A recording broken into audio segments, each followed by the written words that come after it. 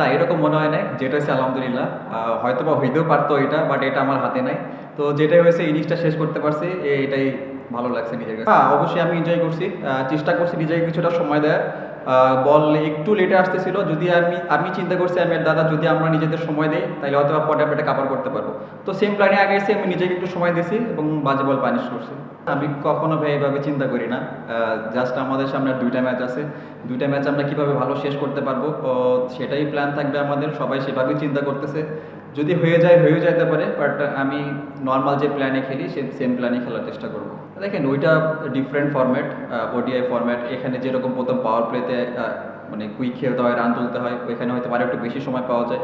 তো আমি চেষ্টা করতেছি পাওয়ার প্লেতে খেললে আমি নিজেকে কিছুটা সময় দেওয়া। তো চেষ্টা করবো যে চ্যাম্পিয়ন্স ট্রফি যখন খেলবো তখন নিজেকে কিছুটা সময় দিয়ে যদি ব্যাটিং করতে পারি তাহলে আমার জন্য ভালো। না, আমি এরকম কখনো ওয়াইড, এটা পার্ট অফ গেম, এটা হইতেই পারে। বাট আমি কখনো এভাবে দেখি নাই। কারণ ওয়াইড হইতেই পারে, এই বিষয়ে আমি কোনো কমেন্টস করতে চাইতেছি না। কারণ it's a parts of game. এটার কোনো রহস্য নাই ভাই।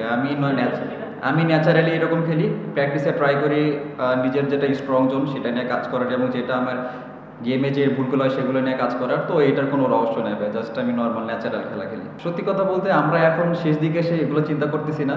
আমরা জাস্ট ফোকাস করতে যদি সামনের ম্যাচে, সামনের ২টা ম্যাচ যদি আমরা ভালোভাবে শেষ করতে পারি তাই হয়তো বা চান্স হইতেও পারে। বাট আমরা যদি এটা নিয়ে আর এক্সট্রা প্রেশার নিতে চাই না, কারণ আমাদের শুরুটা ভালো হয় নাই। তো আমাদের চেষ্টা থাকবে যাতে সামনের ২টা ম্যাচ ভালোভাবে শেষ করার।